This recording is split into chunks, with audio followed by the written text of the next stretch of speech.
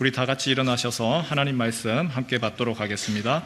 요한복음 13장 1절 말씀입니다. 요한복음 13장 1절입니다.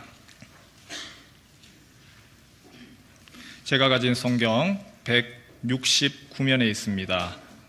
한 절 말씀인데요. 우리 한 목소리로 함께 읽겠습니다. 시작.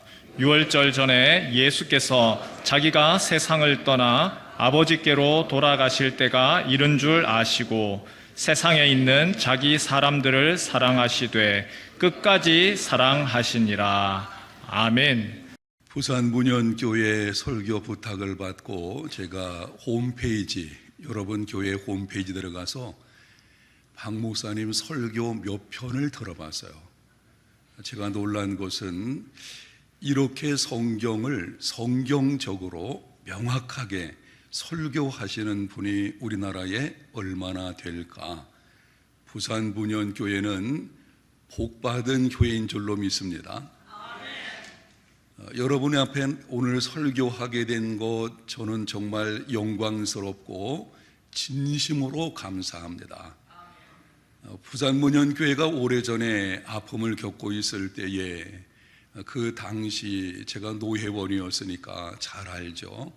그런데 이렇게 귀하신 목사님을 모시고 오랜 세월 동안 이제는 그 모든 것을 뛰어넘어서 이렇게 교회가 하나가 되고 평안한 가운데 여러분이 예배드리는 모습을 보니까 뜨거움이 있어요.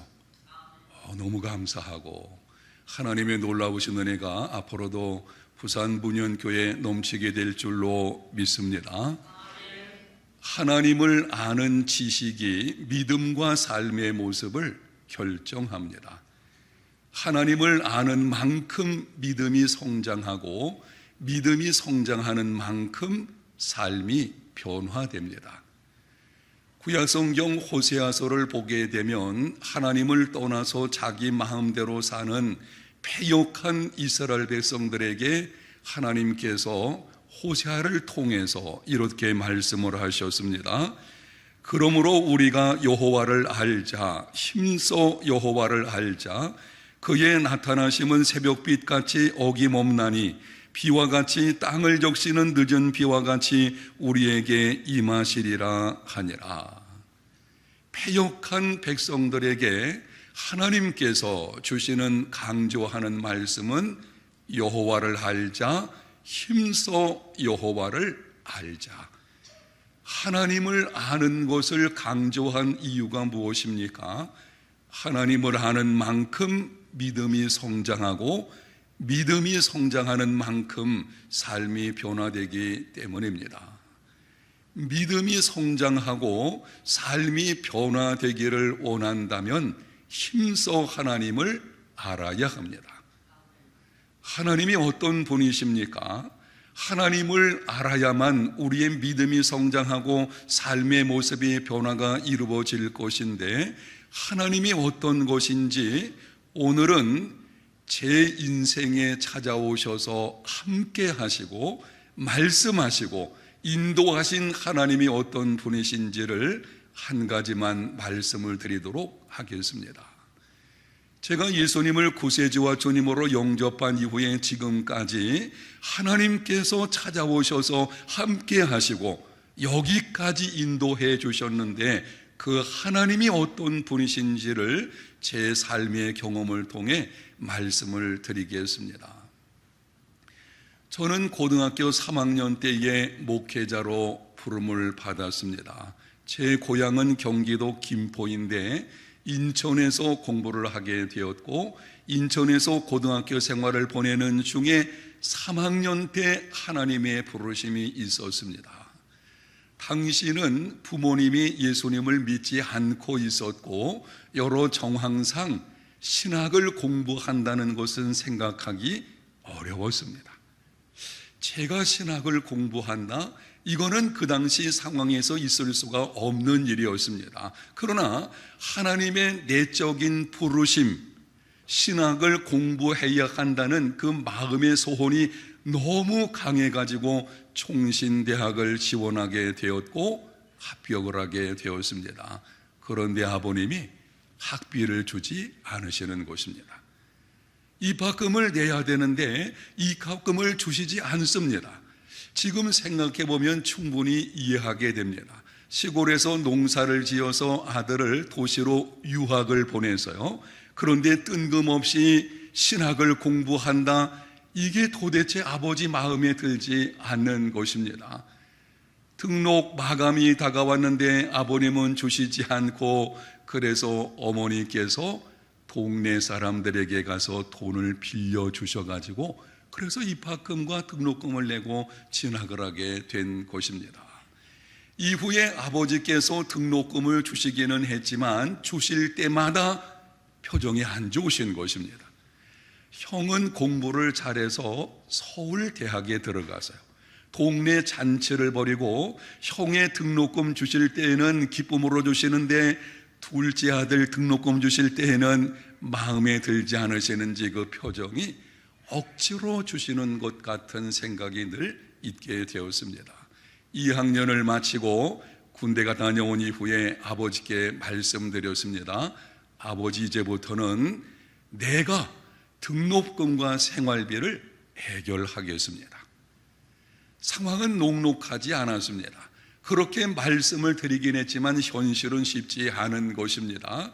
나라에서 주는 학자 융자금 받아가지고 등록금을 해결하기도 하였고 교육 전도사로 사역을 하게 되었는데 지금은 교육 전도사님들 교회에서 학비를 거의 대주지만 그 당시는 학비 대주는 교회가 서울 시내만도 손가락 꼽을 정도였어요.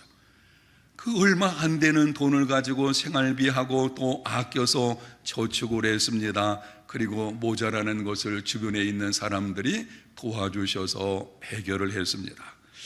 그렇게 대학을 졸업하게 되었고 신학대학원에 진학을 하게 되었는데 마찬가지로 입학금이 없는 것입니다.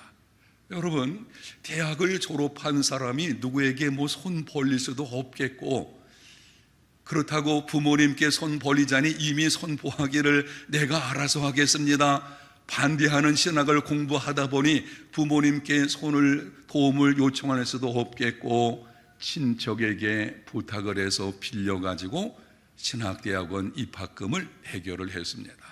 몇 년 후에 그것을 갚게 되었는데요. 이런 일이 계속 되다 보니 제 마음속에 내가 꼭 이렇게까지 하면서 신학을 공부해야 하나. 동시에 영혼 사역에 대한 부담이 찾아오기를 시작을 하는데요. 내 문제도 제대로 해결하지 못하면서 어떻게 다른 사람의 영적인 문제를 내가 책임질 수 있겠나? 이거는 나한테 맞지 않는가 보다. 신학을 포기하고 취업을 하려고 작정을 했습니다. 신문을 사서 구직 광고란을 보았더니 마침 서울 광화문에 있는 한국일보사에서 중견사원을 모집하는 것을 보게 되었습니다. 이력서를 제출을 했더니 그곳에서 면접을 보러 오라고 합니다. 면접관이 제 이력서를 보더니 말을 합니다. 면접관이 앉아있고 그 앞에 제가 앉아있지 않습니까? 1대1로 마주 앉아서 면접을 보는데 면접관이 하는 말이 총신대학 신학대학원 이 좋은 곳에 다니면서 왜 여기 왔습니까? 제가 할 말이 없었어요. 이렇게 말했습니다. 부득이 가정에 일이 있어가지고 취업을 하게 되었습니다. 그랬더니 그분이 이렇게 말합니다. 혹시 야간 수업 있습니까? 그 당시는 신학대학원에 야간이 있었거든요. 예, 야간 수업이 진행됩니다. 그랬더니 하는 말이 그럼 이곳에 와서 일을 하시면서 야간에 공부하면 어떻게 했습니까? 아니, 나는 신학을 포기하고 취업을 하러 왔는데 면접관은 신학을 계속 공부하라고 말하고 있는 것입니다. 어쨌든 면접이 끝나고 작은 봉투를 하나 받게 되었는데요. 봉투를 궁금해가지고 엘리베이터를 타고 내리면서 열어봤더니 이렇게 기록이 되어 있습니다. 합격을 축하합니다. 다음 주 월요일 연수 받으러 오십시오. 그런데 그 순간 제 마음이 기쁘지 않았습니다. 전철을 타고 인천으로 오면서, 그 당시 인천에 머물고 있었거든요. 인천으로 오면서 고민되기를 시작을 합니다. 내가 이 신문사에서 일을 해야 되나, 아니면 신학 공부를 계속해야 되나, 어떻게 하는 것이 좋을까, 왜 그 면접관은 나에게 그렇게 말한 것일까. 부천역쯤 왔을 때에 갑자기 수년 전에 섬겼던 교회 어떤 집사님이 주신 10개짜리 계란 집소로 싼 거 한 줄. 지금은 여러분이 마트에 가면은 계란이 그 종이판이 있잖아요. 그 당시에는 왜 집으로 쌌어요. 그래서 10개를 쭉 해서 한 꾸러미 이렇게 팔았거든요. 그거를 이분이 가난하신 분이었어요. 근데 그 가난한 분인데 신학생이 자취하는 것을 알고 주님의 마음을 가지고 사랑으로 제게 주신 것입니다. 그게 갑자기 생각이 드는 것입니다. 동시에 그동안 제게 성도들이 베풀었던 사랑이 막 생각나기를 시작을 하는데요. 등록금을 도와주신 분들, 그리고 반찬을 만들어다 주신 분들, 군대 제대하고 나서 중간쯤에 제대했으니까는 교회에서 교육전도사 사역에 대한 티오가 없었어요. 그런데 제 사역을 만들어 주려고 성도들이 호주머니를 열어서 만들어서 장학금을 줘가지고 사역했던 일들, 이러한 성도들의 사랑에 대한 생각이 막 밀려오기를 시작하는데요. 너무 마음이 벅차가지고 이 사랑을 내가 어떻게 배반할 수 있겠나.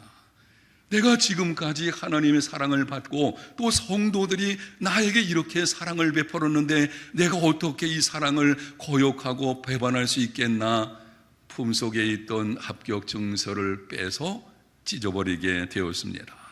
그 후에 하나님께서 놀라운 은혜를 부어주셨습니다. 계속해서 공부하게 되었고 여러 좋은 교회들에서 부목사 사역을 하게 되었고 해운대 제일교회 담임 목사로 청빙받아 28년 동안 만 28년 동안 사역하고 원로 목사로 지난 5월에 은퇴를 하게 된 것입니다.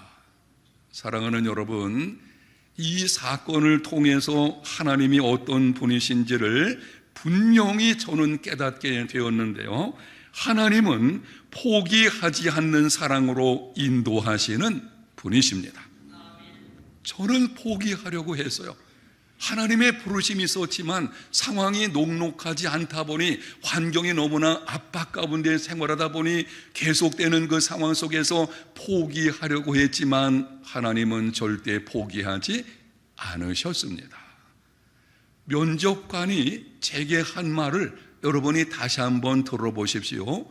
총신대학 신학대학원 그 좋은 곳에 다니면서 왜 이곳에 지원했습니까? 야간 수업이 있습니까? 야간 수업이 있다면 여기 다니시면서도 계속 공부하면 좋겠습니까? 세상에 어느 면접관이 그렇게 말을 하겠어요? 이렇게 말해야 정상이지요. 이곳에서 일하시려고 하면 하던 일 다 내려놓고 이 회사 일에 집중해야 됩니다. 그게 마땅한 것이죠. 그런데 전혀 다른 방식으로 면접관이 말을 하는 것입니다. 우연이 아닙니다. 누군가가 그 면접관을 통해서 제게 말씀하시는 것입니다. 누가 그렇게 하시는 거죠? 하나님이 하시는 것입니다. 하나님께서는 저는 포기하려고 했지만 그 부르심을 끝까지 이루시려고 찾아오셔서 면접관을 통해서 말씀하시고 저를 붙들어 주시는 것입니다. 이어서 하나님께서는 성도들의 사랑의 섬김을 기억나게 하심으로 어떻게 하면 좋을지 고민하고 있는 그 순간 갑자기 수년 전에 사실은요 잊어버렸던 일이었어요. 근데 그 순간 그것이 기억나게 하시고 동시에 성도들의 사랑의 섬김에 대해서 기억나게 하심으로 제 마음을 새롭게 하셨고 끝까지 공부할 힘을 주신 것입니다. 우리가 섬기는 하나님은 포기하지 않는 사랑으로 인도하시는 분이십니다. 우리를 향한 하나님의 사랑이 어떤 것인지 오늘 본문에 이렇게 말씀을 합니다. 요한복음 13장 1절, 6월절 전에 예수께서 자기가 세상을 떠나 아버지께로 돌아갈 때가 이른 줄 아시고 세상에 있는 자기 사람들을 사랑하시되 끝까지 사랑하시니라. 아멘. 우리를 향한 하나님의 사랑은 어떤 사랑인가요? 끝까지 절대 포기하지 않으시는 사랑입니다. 사실은 그 사랑 때문에 우리가 구원받은 것이고 이만하게 믿음 생활하는 것이고 앞으로도 그 사랑으로 인해서 완전한 구원에 이루게 될 줄로 믿습니다. 택하신 백성들을 향한 하나님의 사랑이 어떤 것인지 이사야서는 이렇게 말씀을 합니다. 여인이 어찌 그 젖 먹는 자식을 잊겠으며 자기 태에서는 아들을 긍휼히 여기지 않겠느냐. 그들은 혹시 잊을지라도 나는 너를 잊지 아니할 것이라. 내가 너를 내 손바닥에 새겼고 너의 성벽이 항상 내 앞에 있나니. 세상에서 가장 고귀한 사랑이라고 하면 어머니 사랑을 말하죠. 그런데 그 고귀한 사랑도 급한 상황이 되어지면 변할 수 있어요. 그러나 하나님께서는 우리에게 이렇게 말씀을 하십니다. 그들은 혹시 잊을지라도 나는 너를 잊지 아니할 것이라. 왜 그렇습니까? 손바닥에 새겼고, 혹시 지금 여러분 가운데 제 연배 되시는 분들은 오래전 초등학교 다닐 때에 학교에서 과제물 내주면은 어떻게 했죠? 볼펜 가지고 손에다가 썼죠. 지금은 아이들이 아주 예쁜 작은 수첩 같은 게 있지만 그 당시에는 생각도 못 했잖아요. 더구나 시골에 생활할 때 그런 게 어디 있겠습니까? 선생님이 과제물을 내주면 손바닥에 볼펜을 가지고, 모나미 볼펜이에요, 가지고 쓰게 되면 생각 없이 땀에 아니면은 물 속에 담갔다 빼면은 지워지잖아요. 그래서 그것을 생각하느라 애를 쓴 적이 있었는데요. 하나님은 우리를 당신의 손바닥에 기록한 것이 아니고 손바닥에 어떻게 했습니까? 새겨 놓으셨어요. 절대 변하지 않으시는, 결코 잊지 않으시는 하나님의 사랑입니다. 한 번은 유명한 스펄전 목사님이 어느 농가를 방문을 하게 되었습니다. 농가에 바람에 따라서 움직이는 풍향계가 있었는데 놀랍게도 그 풍향계 끝에 하나님은 사랑이시다라고 하는 글귀가 적혀 있었어요. 목사님이 물었습니다. 저것은 방향의 바람에 따라서 하나님의 사랑이 변한다는 뜻입니까? 농부가 말하기를 그렇지 않습니다. 어떤 바람이 어떤 방향에서 불어온다고 할지라도 하나님의 사랑은 변함이 없다는 것을 의미하는 것입니다. 사랑하는 여러분, 인생에서 모진 환난과 풍파의 바람이 몰아친다고 할지라도 하나님의 사랑은 절대 변하지 않습니다. 하나님은 저와 여러분을 지금도 사랑하시고 과거에도 사랑하셨고 앞으로도 영원토록 사랑하여 주실 줄로 믿습니다. 그 사랑이 우리를 붙들어 주시는 것이고, 그래서 우리가 이만하게 믿음 생활하고 있는 것입니다. 이러한 하나님의 사랑이 구체적으로 어떻게 나타나는지 두 가지만 말씀을 드리도록 하겠습니다. 절대 변하지 않으시는, 포기하지 않는 그 하나님의 사랑이 우리에게 어떤 방식으로 나타나는지 여러 가지 방식들이 있어요. 그 중에 두 가지만 여러분에게 말씀을 드리겠습니다. 첫 번째로, 찾아오셔서 말씀하심으로 절대 포기하지 않는 사랑을 나타내십니다. 한번 따라 합시다. 찾아오셔서 말씀하심으로. 하나님은 찾아오셔서 말씀하심으로 우리가 환난과 역경 가운데 있을 때에, 인생의 기막힌 일 가운데 어찌할 바를 몰라 하고는 그때에 하나님은 찾아오셔서 말씀하심으로 당신의 사랑을 나타내십니다. 제 경우에는 여러분이 들으신 대로 면접관을 통해서 말씀을 하셨고, 어느 성도의 사랑의 섬김을 기억나게 하심으로 말씀하셨습니다. 예수님께서 십자가에 죽임을 당하시게 되자 제자들은 낙심이 되었습니다. 예수님을 포기하고 그 상황 속에서 할 수 있는 일이 뭐가 있겠어요? 예수님을 포기하고 이전의 삶으로 돌아가려고 했습니다. 그런데 예수님께서는 부활하신 후에 두려움에 떨고 있는 제자들을 찾아오셔서 말씀하셨습니다. 평강이 너희에게 있을지어다. 아버지께서 나를 보내신 것처럼 나도 너희를 보내노라.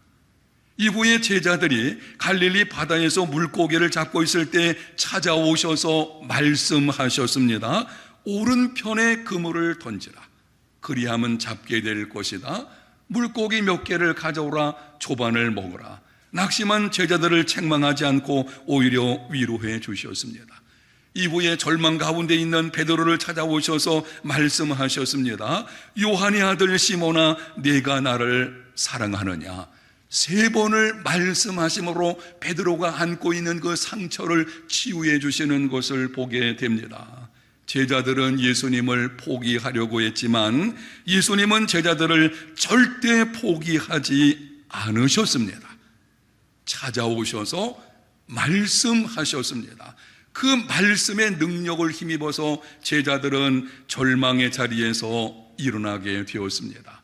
사명을 회복하게 되었고 믿음으로 나아가서 복음으로 세상을 변화시키는 초석들이 되었습니다.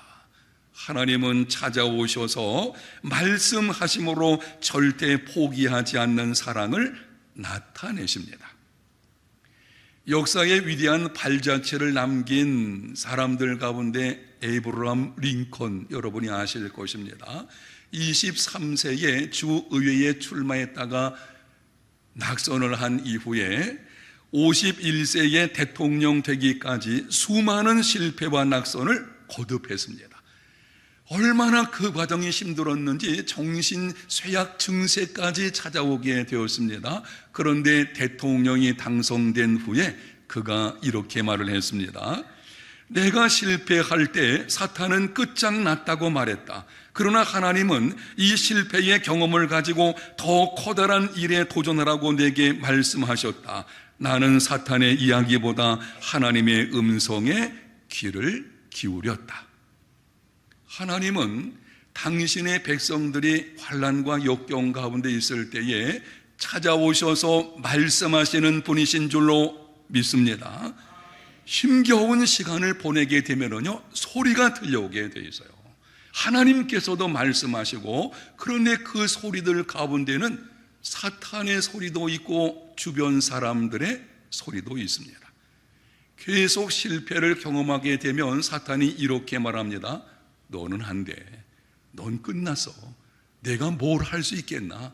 이제는 포기해라. 그러나 하나님은 그때 이렇게 말씀을 하십니다. 실패는 자산이다. 실패를 디딤돌 삼아 일어나 도전하라. 절대 포기하지 말라.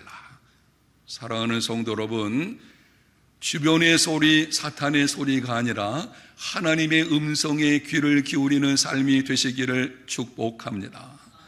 우리를 향한 하나님의 사랑은 절대 변하지 않습니다. 그런데 그 하나님의 사랑이 찾아오셔서 말씀하시거든요. 문제는 우리가 말씀을 일부러 귀를 막아서 듣지 않는 게 문제인 것이죠. 말씀하시거든요. 그 말씀을 들을 수 있는 영적인 귀가 열리는 시간이 되시기를 축복합니다. 예수님을 믿는 우리에게는 세상이 알 수도 없고 이용할 수도 없는 신령한 자원이 있습니다. 세상은 갖고 있지 않아요. 세상은 알지 못합니다. 그 놀라운 신령한 자원이 우리에게 있는데 살아계신 하나님이 지금도 우리와 함께 하십니다. 그 하나님께서 이렇게 말씀을 하셔서요, 예레미야서 29장 11절 영상에 있는 말씀을 같이 한번 읽어보겠습니다. 여호와의 말씀이니라. 너희를 향한 나의 생각을 내가 하나니 평안이요 재앙이 아니니라. 너희에게 미래와 희망을 주는 것이니라. 아멘. 재앙이 목적이 아닙니다. 하나님은 당신의 백성들을 환난의 불 가운데로 집어넣으실 때에 그 고통 자체가 목적이 아니십니다. 하나님의 목적은 평안입니다. 미래와 희망을 주시려고. 그렇게 하지 않으면 미래가 없기 때문에, 그렇게 하지 않으면 희망이 없기 때문에, 그래서 하나님께서는 때로 우리에게 찾아오셔서 고난도 허락하시는 것입니다. 하나님께서 찾아오셔서 우리에게 말씀을 하시는데요, 오늘 말씀, 너희를 향한 나의 생각은 재앙이 아니라 평안이다. 너희에게 미래와 희망을 주려는 것이니라. 하나님의 말씀으로 받는 삶이 되시기를 축복합니다. 하나님의 말씀은 살았고 운동력이 있습니다. 하나님의 말씀을 내게 주시는 하나님의 말씀으로 받게 되면, 서두에 여러분에게 우리 박효능 목사님에 관한 설교를 잠시 말씀을 드렸는데요, 저는 정말 부산 문현교회가 복받은 교회로 생각하고 있어요. 이렇게 혼란스러운 진리가 어두워지는 시대에 성경대로 하나님의 말씀을 명확하게 전달하는 목회자 가운데서 양육받는다는 거, 정말 하나님의 크신 축복인 줄로 믿습니다. 바로 그 들려오는 하나님의 말씀을 여러분이 매 순간, 매일 예배 드릴 때마다 내게 주시는 하나님의 말씀으로 받는 삶이 되시기를 바랍니다. 하나님은 말씀하시는 분이십니다. 여러 가지 방식으로 말씀을 하시는데요, 그 중에서도 보편적인 것 중에 하나가 주의 종들을 통해서 말씀하시는 것입니다. 그 말씀을 내게 주시는 하나님의 말씀으로 받게 되면, 말씀은 그 자체가 힘있고 능력이 있어요. 그 말씀을 내게 주시는 말씀으로 받게 되면 그 말씀이 나를 새롭게 합니다. 그 말씀이 내게 힘을 주고 일어나게 만들고 끝까지 믿음의 경주를 감당하게 하는 것입니다. 제가 하나님의 그 말씀을 통해서 이렇게 세워진 것처럼, 여러분 하나님의 말씀에 관해서 귀를 열고 이 말씀을 늘 묵상하고 가까이 하는 삶이 되시기를 축복합니다. 두 번째는 우리들의 사랑의 섬김을 통해 포기하지 않는 사랑을 나타내십니다. 우리를 사랑하시는 그 하나님의 포기하지 않는 사랑이 어느 때에 어떤 방식으로 나타나게 되는가? 우리의 사랑의 섬김을 통해서 나타나게 됩니다.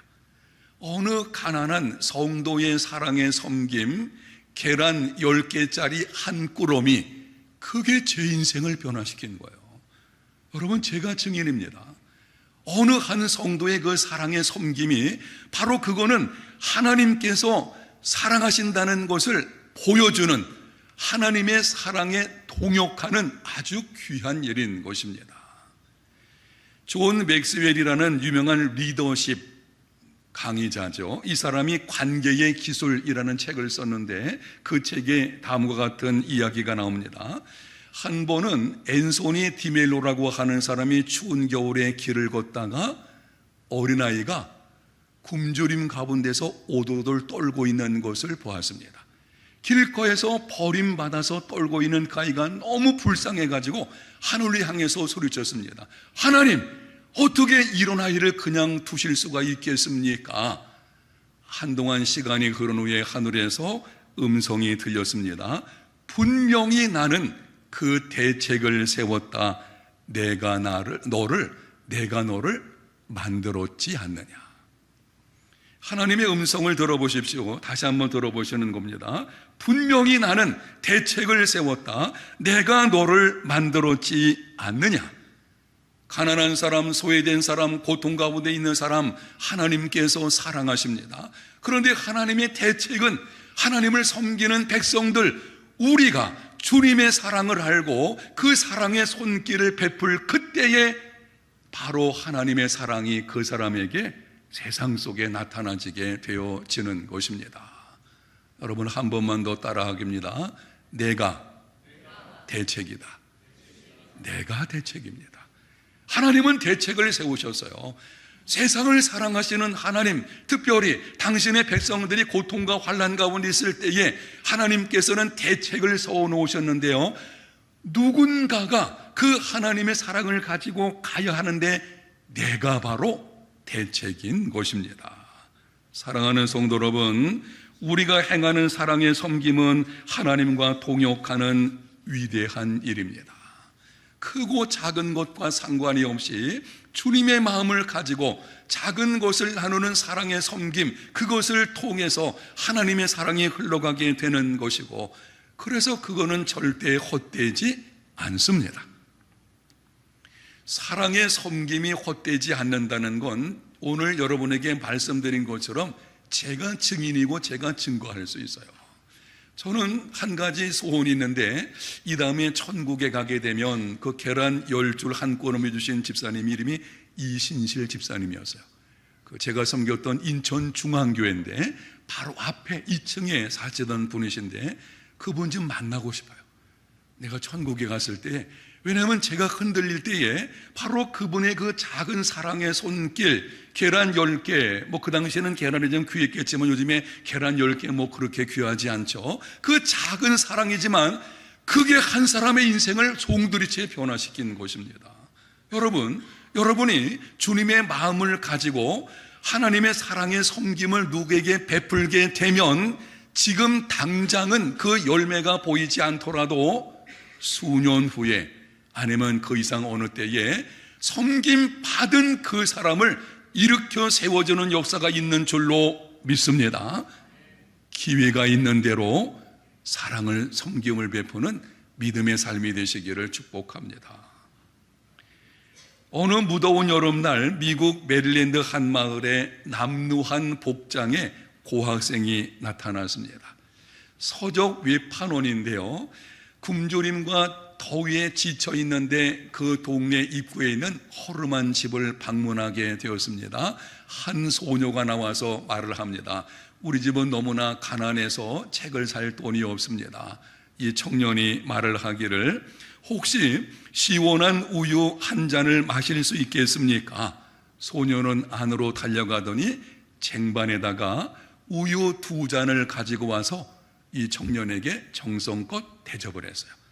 그 모습에 너무나 감동을 받아서 그 고학생이 그 소녀의 이름을 묻고는 자기가 가지고 있는 수첩에다가 이름을 적어 놓게 되었습니다. 20년이 지난 이후에 메릴랜드 병원에 한 여성 중환자가 실려오게 되었습니다. 병원장인 하워드 켈리 박사는 병원에 있는 모든 의사들을 동원해 가지고 이 중년 여성을 살려냈어요. 그래서 병 가운데 살림을 받았지만 여인이 이 진료비 청구서를 보니까 $10,000가 넘는 거액으로 인해서 한심을 쉬었습니다. 그리고 우연히 그 뒷면을 보게 되니 거기 종이 한 장이 붙어 있었는데요, 이렇게 적혀 있었습니다. 병원장이 쓴 겁니다. 20년 전에 저에게 대접한 우유 2잔이 치료비 전부입니다. 사랑하는 성도 여러분, 사랑의 섬김은 절대 헛되지 않습니다. 때가 되면 반드시 열매를 거두게 됩니다. 하나님은 오늘 심어서 내일 거두게도 하시고 금년에 심어서 내년에 거두게도 하십니다. 아니면 금생에 심어서 내세에 거두게도 하십니다. 그리고 내가 심은 사랑의 섬김은 누군가의 눈을 밝혀줍니다. 한 사람의 인생에 살아갈 용기를 주게 되고 그 사람의 인생을 새롭게 해서 그 사람을 통해 놀라운 하나님의 사랑이 또 전해지게 되어지는 것입니다. 기회가 있을 때에 모든 일에게 착한 일을 행하는 믿음의 삶이 되시기를 축복합니다. 하나님의 사랑이 어떤 것인지 제가 손을 가지고 한번 설명을 드려보겠습니다. 우리는 하나님과 함께 한다고 할 때에 하나님의 손, 내 손 이렇게 붙잡고 있는 것 같지만 그렇지 않습니다. 여러분이 설교 시간에 한 번쯤 들어봤을 거예요. 하나님의 손과 내 손이 이렇게 붙잡고 있는 것이 아니고 하나님께서 나의 어디를? 발목을 붙들고 계십니다. 나는 놓을지라도 하나님은 절대 놓지 않으십니다. 혹시 여러분이 인생길에서 지금 기막힌 상황에 놓여 있다고 하면 하나님의 사랑을 기억하고 그 사랑을 힘입어 일어나 새롭게 나아가는 삶이 되시기를 축복합니다. 기억하십시오. 하나님께서 포기하지 않는데 왜 내가 포기하려고 합니까? 하나님은 당신의 백성들 절대 포기하지 않습니다. 그런데 내가 스스로 내 인생을 그리고 내게 주어진 일을 포기하려는 것 어리석은 일인 것입니다. 하나님의 사랑은 절대 포기하지 않는 사랑이라는 것을 기억하시고 옳은 일을 선택하고 절대 포기하지 않는 믿음의 삶이 되시기를 축복합니다. 인생길에서 기막힌 일이 오게 되면 우리가 할 일은 내가 지금 하나님 안에 있는가 이거 점검해 보세요. 하나님의 뜻 가운데 있다면 절대 그 걸음을 포기하지 마시고 하나님의 사랑을 기억하고 다시 일어나서 새롭게 도전하고 믿음으로 나아가는 부산문현교회 모든 성도들 다 되시기를 예수님 이름으로 축복합니다.